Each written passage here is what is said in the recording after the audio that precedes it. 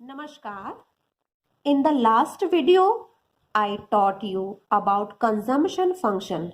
Now, in today's video, I will teach you APC, average propensity to consume, and MPC, marginal propensity to consume. Let's start. APC and MPC last video में मैंने आपको consumption function समझाया था जिसमें consumption और income दोनों में relation होता है कंजम्पशन फंक्शन में। आज हम average propensity to consume APC औसत उपभोग प्रवृत्ति और MPC marginal propensity to consume देखेंगे।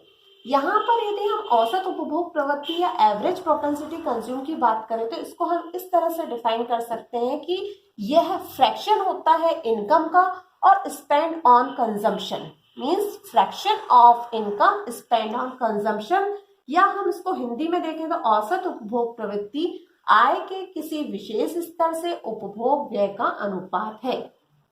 इसे हम फॉर्मूले के रूप में इस तरह से देखते हैं, APC equal C by D, means यहाँ भी हम बाय इनकम और सी कंजम्पशन दोनों में संबंध को बता रहे हैं। लेकिन जब हम एपीसी की बात करते हैं तो जब इनकम इंक्रीज होती है तो एपीसी जो है वो धीरे धीरे कम होने लगती है। ठीक है, अब यहाँ पर हमने लास्ट वीडियो में भी देखा था कि डिस्पोजेबल इनकम मीन्स कि इनकम का सारा पार्ट हम खर्च नहीं करते हैं। कुछ इनकम ऐसी होती है जिसको हम टैक्स के रूप में पे कर देते हैं तो वो डिस्पोजेबल नहीं होती है, इसीलिए हम यहाँ पर केवल डिस्पोजेबल इनकम को लेते हैं। इसको एक एग्जाम्पल के थ्रू हम देख सकते हैं। मान लीजिए किसी देश की अर्थव्यवस्था जिसकी इनकम 1000 करोड़ रुपीज है और उसका कि उसी ईयर में कंजम्पशन 900 करोड़ रुपीज है, तब यदि हमें एपीसी निकालनी है तो सी अपॉन वाई डी मतलब डिस्पोजेबल इनकम 1000 है और कंजम्पशन आपका 900 है, तो इस तरह से जो आपकी एपीसी निकलेगी वो होगी 0.9 या हम इसको 90% बोलेंगे, या 90% के परसेंटेज के रूप में निकालेंगे तो हम 90%, मीन्स कि जब आपकी इनकम 1000 बढ़ गई या 1000 है तब आपका कंजम्पशन कितना है 900 है, तो आपकी एवरेज प्रोपेंसिटी ऑफ कंज्यूम 90% है। इसको हम एक स्केड्यूल से समझ सकते हैं, जैसे इनकम और कंजम्पशन। मान लीजिए इनकम 0 है और कंजम्पशन 20। हमने ये पहले भी बताया था कि चाहे इनकम हो या ना हो कुछ ना कुछ मात्रा में आपका कंजम्पशन होता ही है।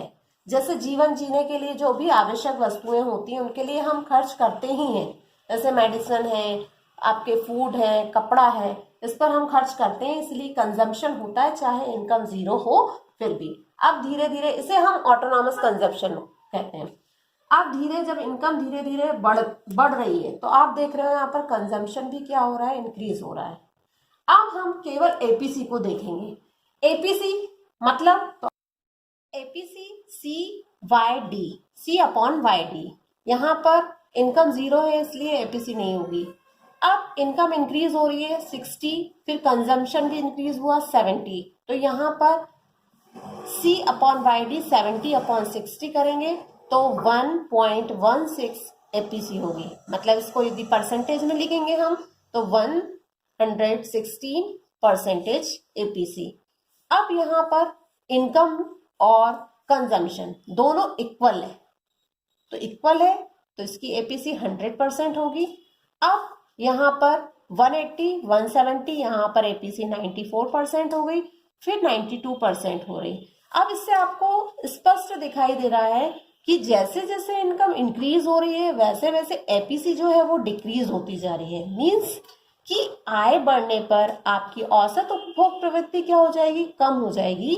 मतलब एवरेज प्रोपेंसिटी धीरे धीरे डिक्रीज होगी यदि इनकम इंक्रीज होगी। ऐसा क्यों होगा?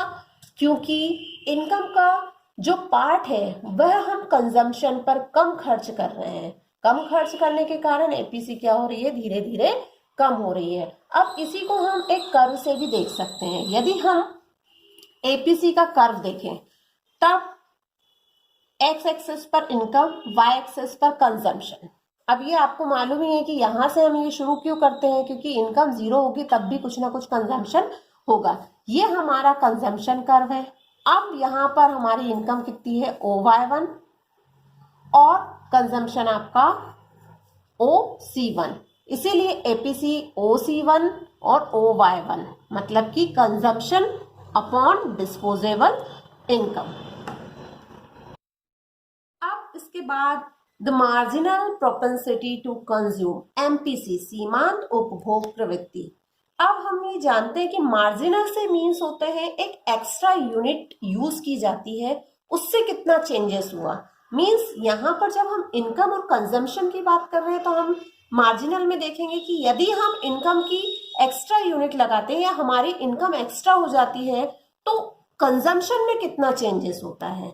मीन्स यदि हम इसको डिफाइन करें तो fraction of change in income spend on consumption, सीमांत उपभोग प्रवृत्ति उपभोग में परिवर्तन का आय में परिवर्तन से अनुपात। मीन्स इसमें कितना चेंज हो रहा है। ये जो साइन हम लगाते हैं ये क्या होता है, चेंज के लिए लगाते हैं या परिवर्तन के लिए लगाते हैं। MPC equal del C upon del Y D, या हम यहाँ पर डेल सी या डेल वाई भी लिख सकते हैं। डी हम इसलिए लिखते हैं क्योंकि डिस्पोजेबल इनकम को हम यहाँ पर शो कर रहे हैं। अब यहाँ पर डेल सी से मीन्स है चेंज इन कंजम्पशन और डेल वाई डी से मीन्स है चेंज इन डिस्पोजेबल इनकम। इसे भी हम एक एग्जाम्पल से देखते हैं। मान लीजिए किसी देश की अर्थव्यवस्था है, उसकी पहले इनकम 1000 करोड़ रुपीस थी, फिर इनकम इंक्रीज होकर 1100 करोड़ रुपीस हो जाती है। अब जब इनकम इंक्रीज हो गई तो उसी के परिणाम स्वरूप उपभोग जो पहले 900 करोड़ रुपीस था वो भी इंक्रीज होकर 980 करोड़ रुपीस हो गया। मीन्स हम यही वाला एग्जाम्पल ले रहे हैं, लेकिन हम यहाँ पर ये बता रहे हैं कि MPC में कितना इंक्रीज हुआ। जब इंक्रीज हो रहा है मीन्स चेंज कितना हुआ। यदि हम इसको सॉल्व करें तो MPC equal del C upon del Y, तो यहाँ पर डेल वाई क्या होगा, वाई मीन्स इनकम। अब इनकम आपकी पहले प्रेजेंट की इनकम कितनी है, प्रेजेंट की इनकम कितनी है 1100 करोड़ रुपीस और प्रीवियस इनकम कितनी है हमारी 1000। मीन्स इसमें से इसको माइनस करेंगे तो हमारी डेल वाई क्या आएगी 100। ऐसे ही कंजम्पशन, प्रेजेंट कंजम्पशन हमारा कितना है 980 करोड़ रुपीस और प्रीवियस ईयर का कंजम्पशन 900 करोड़। तो हमने 980 में से 900 को माइनस किया तो 80। मीन्स यहाँ पर MPC क्या हो गई आपकी 80 अपॉन 100 इक्वल 0.8 या 0.8, या हम इसको बोलेंगे परसेंटेज में तो ये 80% हमारी क्या निकली MPC। ओके, MPC को भी एक कर्व से शो करते हैं। यहाँ पर पहले इनकम 0Y1, तब हमारा कंजम्पशन कितना है 0C1। ठीक है, अब इनकम इंक्रीज हो गई मीन्स OY1 से OY2 हो गई। जैसे हमने एग्जाम्पल में देखा था कि इनकम पहले 1000 थी फिर 1100 हो गई। ऐसी इनकम क्या हुई इंक्रीज हो गई तो कंजम्पशन भी इंक्रीज हो गया, C1 से C2 हो गया। मीन्स कि यहाँ पर Y1 Y2 इनकम इंक्रीज हुई है और कंजम्पशन जो है वो C1 C2 इंक्रीज हुआ है। इसे मैं इस तरह से समझा देती हूँ उसको, जैसे हमने ये किया है MPC का, वैसे ही MPC equal del C upon del Y D. Means यहाँ पर MPC यदि देखें तो कितनी हो रही है, इतनी और इतनी। ठीक है, मतलब पहले हमारी प्रेजेंट हमारी कितनी है OY2, ये प्रेजेंट की OY2, उसमें से हमने OY1 को क्या किया माइनस कर दिया, तो हमारे पास क्या आया Y1 Y2, मतलब इसमें से इसको माइनस किया तो Y1 Y2 आया। अब ऐसे ही देखें कंजम्पशन, तो प्रेजेंट कंजम्पशन हमारा OC2 माइनस OC1, ये OC1 और ये OC2। मीन्स हमारा पार्ट कितना बचा, ये वाला C1 C2। Means C1 C2 upon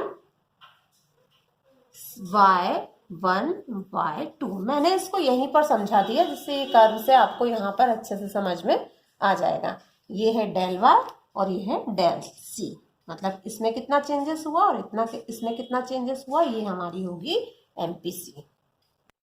अब मैं एपीसी और एमपीसी दोनों की प्रॉपर्टीज भी आपको शॉर्ट में बता देती हूँ। ये टेबल से आपको ये जो प्रॉपर्टीज है वो अच्छे से समझ में आएगी। जैसे हम देखें एपीसी, एपीसी हमेशा कैसी होती है, मतलब कि एपीसी 1 के बराबर होती है 1 के बराबर।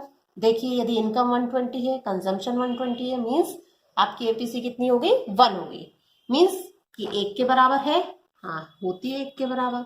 फिर आपकी एपीसी 1 से मोर देन है, मोर देन होती है, ये मोर देन होती है, यस। फिर एपीसी 1 से लेस देन है, हाँ लेस देन भी होती है। ये देखिए 1 से 92%, 94%, क्योंकि जैसे जैसे इनकम इंक्रीज हो रही है एपीसी क्या हो रही है, धीरे धीरे कम हो रही है। मीन्स 92 और 94 ये 1 से क्या है, कम है। फिर एपीसी इक्वल 0 नहीं होती है, हमेशा एपीसी जो है वो 0 के बराबर नहीं होती है, 0 से अधिक और 1 से कम होती है, 1 से अधिक भी होती है। ठीक है, अब हम देखें कि एपीसी जो पुअर या गरीब लोग होते हैं उनकी एपीसी हमेशा रिच लोगों से ज्यादा होती है। कैसे होती है, क्योंकि गरीब लोगों की जो इनकम होती है उसका अधिकतर भाग जो होता है वो कंज्यूम कर लेते हैं, वो लोग खर्च कर लेते हैं, इसलिए उनकी एपीसी क्या हो जाती है, ज्यादा हो जाती है। जबकि जो अमीर व्यक्ति होते हैं उनकी यदि इनकम इंक्रीज होती है तो जो इनकम उनकी इंक्रीज हुई है उस इंक्रीज इनकम का जो ज्यादातर पार्ट है वो क्या कर लेते हैं, सेव करने लगते हैं। इस कारण से गरीब लोगों की एपीसी अधिक होती है और जो अमीर लोग होते हैं उनकी एपीसी गरीबों की अपेक्षा कम होती है। ऐसे ही हम यदि बात करें डेवलपिंग कंट्री और लेस डेवलप्ड या अंडर डेवलप्ड कंट्री, इनकी एपीसी भी क्या होती है, ज्यादा होती है किसकी अपेक्षा, जो डेवलप्ड कंट्री है या जो अमीर देश है, विकासशील देश की एपीसी कम होगी किसकी अपेक्षा, जो विकसित देश है। ठीक है, ऐसे ही एमपीसी की बात करें तो एमपीसी में यह 1 के बराबर होती है, हाँ होती है 1 के बराबर।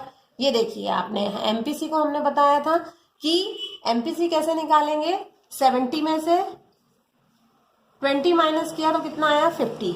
ऐसे 60 में से 0 माइनस किया तो 60, मीन्स 50/60। ठीक है, फिर 120 माइनस 70 मीन्स 50, यहां पर 120 माइनस 60 मीन्स 60।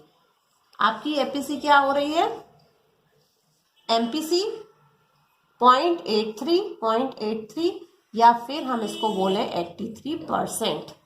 यहां पर आप देख रहे हो कि एमपीसी जो है सभी में बराबर है, इसलिए हम बोलते हैं। लेकिन यह स्थिति जो होती है हमेशा नहीं होती है, केवल शॉर्ट टर्म में, अल्पकाल में हमेशा एमपीसी जो होती है वो स्थिर होती है, कांस्टेंट होती है। इसलिए यहाँ पर एमपीसी क्या है, 83%। मीन्स एमपीसी इक्वल 1, ये होती है एमपीसी 1 के बराबर। क्यों होती है, क्योंकि मान लीजिए यहाँ पर जितनी इनकम इंक्रीज हुई है 60, उतना ही यदि कंजम्पशन भी इंक्रीज होता है तो ये क्या होगी, 1 के बराबर होगी। मतलब यहाँ पर यदि 50/50 हो जाएगा तो ये क्या होगी, 1 के बराबर होगी। एमपीसी 1 से क्या होती है, कम होती है, हाँ 1 से कम होती है एमपीसी। ये देखिए 0.83 मीन्स ये 1 से कम होती है। एमपीसी 1 से ज्यादा होती है, ये 1 से ज्यादा नहीं होती है, हमेशा 1 से कम होती है एमपीसी। ठीक है, एमपीसी 1 से क्या होती है, हमेशा कम होती है, 1 से ज्यादा नहीं होगी कभी भी। एमपीसी इक्वल 0, हाँ एमपीसी 0 के बराबर भी होती है। मीन्स एमपीसी क्या होगी, 0 से 1 के बीच में होती है। ठीक है, अब एमपीसी भी जो पुअर या गरीब परिवार होते हैं उनकी एमपीसी ज्यादा होती है अमीर परिवारों की अपेक्षा। ऐसे ही एमपीसी जो आपकी क्या है, डेवलप कंट्री है उनकी एमपीसी क्या होगी, ज्यादा होगी किसकी अपेक्षा, एमपीसी जो डेवलप्ड कंट्री है, ठीक है, डेवलप्ड कंट्री। अब यदि हम एमपीसी और एपीसी दोनों में रिलेशन देखें तो एमपीसी कम होगी एपीसी से। जब एपीसी वक्र या कंजम्पशन कर्व कैसा होगा, आपके जो मूल बिंदु है उससे यदि सीधी रेखा में होगा तो यहां पर एमपीसी और एपीसी दोनों क्या होगी, इक्वल होगी। This is all for today's video. I hope you like it.